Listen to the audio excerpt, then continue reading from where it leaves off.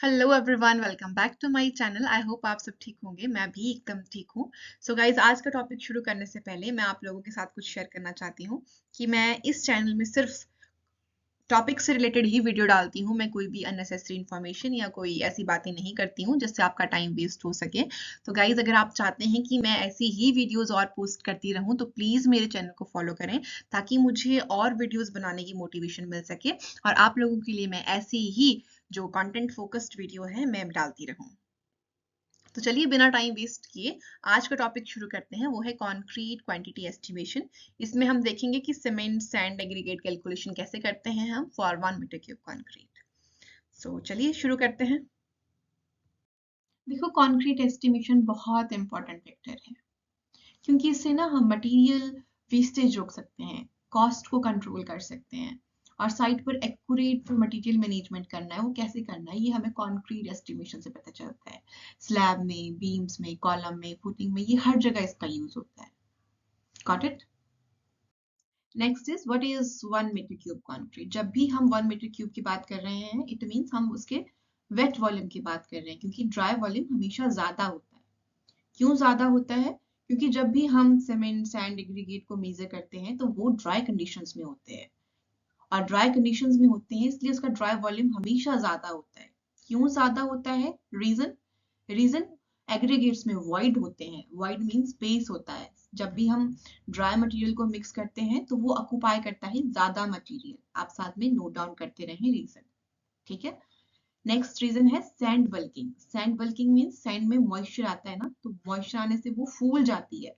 फूलने की वजह से, फूलने को ही बल्किंग बोलते हैं, तो उसका वॉल्यूम इंक्रीज करता है, ड्राई वॉल्यूम इंक्रीज करता है। और वेस्टेज की वजह से ऑन साइट मिक्सिंग टाइम पर थोड़ा मटेरियल वेस्ट होता है, हैंडलिंग होती है, वाइब्रेशन होती है, उस वजह से भी, और साथ में श्रिंकेज की वजह से भी उसका वॉल्यूम इंक्रीज करता है। इसीलिए इन सब के लिए, इस सब के लिए हम एक फैक्टर लेते हैं 1.54 फैक्टर। ये फैक्टर इन सब रीजन की वजह से लेते हैं। तो ड्राई वॉल्यूम कैलकुलेट करने के लिए वेट वॉल्यूम इंटू 1.54 लेते हैं। समझ आया? इसका मतलब है कि ये 1.54 क्यों लेते हैं हम? देखो, हम लेते हैं कि ये जो वॉइड्स हैं एग्रीगेट में, इसको हम 30% लेते हैं। इनकी वजह से 30% वॉल्यूम इंक्रीज हो रहा है। ठीक है। और हम सैंड वॉइड्स की वजह से लेते हैं कि इनकी वजह से 20% जो है वॉल्यूम में इंक्रीज आ रहा है। और श्रिंकेज और वेस्टेज को हम 4% लेते हैं कि इनकी वजह से हमारा वॉल्यूम 4% इंक्रीज कर रहा है। तो टोटल कितना हो गया? 54%। समझ आया? ये लेते हैं हम कि 54% एक्स्ट्रा लेते हैं हम इसको। Got my point? इसीलिए हम 1.54 इसका फैक्टर यूज करते हैं, लाइक 1 प्लस 0.54 इक्वल टू 1.54।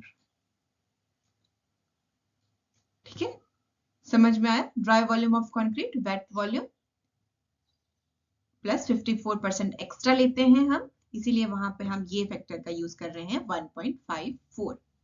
1.54 ये कोई फॉर्मूला नहीं है, ये साइट एक्सपीरियंस से निकला हुआ एक प्रैक्टिकल फैक्टर है। Got my point? Dry volume निकालने के लिए समझ आ गया ना कैसे निकालते हैं? Dry volume, dry is equal to wet volume into 1.5, wet volume into 1.5। Dry volume हमेशा वेट वॉल्यूम से 54% ज्यादा होता है। क्यों होता है? मैंने आपको बताया कि एग्रीगेट्स में वॉइड होते हैं, बल्किंग ऑफ सैंड होती है, श्रिंकेज, वेस्टेज, और हम उसका ये फैक्टर लेते हैं कि 30% वॉइड्स की वजह से वो बढ़ रहा है, 20% बल्किंग की वजह से बढ़ रहा है और 4% वेस्टेज की वजह से बढ़ रहा है, तो 54% इंक्रीज आ रहा है। समझ आया? इसलिए ड्राई वॉल्यूम वेट वॉल्यूम से 54% हम ज्यादा लेते हैं, इसलिए हम 1.54 प्रैक्टिकल फैक्टर का यूज कर रहे हैं। Got my point? Okay, so next slide पे चलते हैं। तो यहाँ पे मैंने एक कॉन्क्रीट मिक्स रेशियो का एग्जांपल लिया है 1:2:4। It means cement, sand and aggregate. It means 1 part of cement, 2 part of sand and 4 part of aggregates. Total 7 parts. Understand? So guys, अब है step 1 cement quantity. Cement quantity को निकालने के लिए हमें फॉर्मूला है 1/7 इंटू 0 इंटू 1.54. ठीक है, इंटू 1.54. यहाँ मैंने आपको बताया ये 1.54 कैसे लिया, ये मैंने आपको बहुत डिटेल में बताया कि ये फैक्टर कैसे लेते हैं. देखो सीमेंट का पार्ट क्या है 1, टोटल पार्ट्स कितने हैं 7. 1/7 into 1.54 equal to 0.22 metre cube. अब आया 1 cement bag is equal to 0.035. ये चीज याद रखनी होती है, लेकिन मैं आपको फिर भी बताती हूँ कि चीजें निकालते कैसे हैं. इन चीजों को आप याद कर लो. ये एक सीमेंट बैग कितना था 0.0035. ये ठीक है, ये वॉल्यूम है ना. ये वॉल्यूम आपको पता होना चाहिए कि ये निकलता कैसे है. देखो डेंसिटी ऑफ सीमेंट कितनी होती है 40. ये डेंसिटी होती है सीमेंट की. ठीक है, डेंसिटी. और हमें पता है कि 1 kg जो एक बैग होता है उसका वेट कितना होता है 50 kg.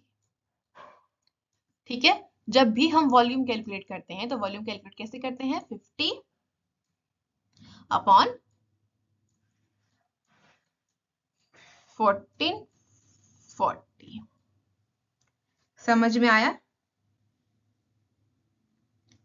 50 kg होता है ना वेट, और ये kg पर मीटर क्यूब होता है. ठीक है, ये kg पर मीटर क्यूब होता है. समझ में आया? तो उसके बाद क्या आएगा, इसको कैलकुलेट करके आता है हमारे पास 0.0347 मीटर क्यूब. समझ में आया कैसे आया? देखो 50 क्या होता है डेंसिटी, सॉरी 50 क्या होता है 50 हमारे पास वेट है एक बैग का 50 kg. डेंसिटी कितनी होती है 1440 किलोग्राम पर मीटर क्यूब. केजी से केजी कैंसिल हो गया, बच गया मीटर क्यूब. कितना आ गया 0.03472 मीटर क्यूब. ये आ गया हमारे पास वॉल्यूम ऑफ 1 सीमेंट बैग. समझ में आया? अब नंबर ऑफ बैग्स कैसे निकालेंगे, जो हमारे पास सीमेंट आया उसको डिवाइड कर देंगे हम वॉल्यूम ऑफ 1 सीमेंट बैग से, जो कि आ गया हमारे पास 6.3. करेक्ट? अगर आपको फिर भी कोई क्वेरी रहती है तो आप मुझे कमेंट करके पूछ सकते हैं. Next is sand quantity. Sand quantity कैसे मेजर करते हैं? फॉर्मूला क्या है, वही सेम 2/7 इंटू 1.54. समझ में आया? सैंड क्वांटिटी कितनी है, कितनी आ गई 2/7 इंटू 1.54 0.44 मीटर क्यूब. समझ में आया? बहुत इजी है. इतनी हमें 0.44 मीटर क्यूब रेत की जरूरत है हमें. इसका मतलब ये हुआ. समझ आ गया? नेक्स्ट सेम हम वैसे ही हम एग्रीगेट के लिए निकालेंगे. फॉर्मूला सेम रहेगा, कोई चेंज नहीं है. फॉर्मूला में देखो 4/7 इंटू 1.54. एग्रीगेट क्वांटिटी हमारे पास आ गई 0.88 मीटर क्यूब. Got it? अब आता है ऑन साइट प्रैक्टिकल टिप. यही है कि हमने जब भी 1 मीटर क्यूब के लिए निकालना है, ये मैं आपको ऐसे बता रही हूँ, प्रैक्टिकल टिप है ये, कि अगर आप 1 मीटर क्यूब क्वांटिटी के लिए निकाल रहे हो मिक्स 1:2:4 के लिए, तो सीमेंट हमारे पास 6.5 एग्स आएंगे, सैंड हमारे पास 0.44 आएगा और aggregate equal to 0.88 metre cube. ठीक है, ये रियल साइट वैल्यूज है बेटा. ठीक है, गॉट इट?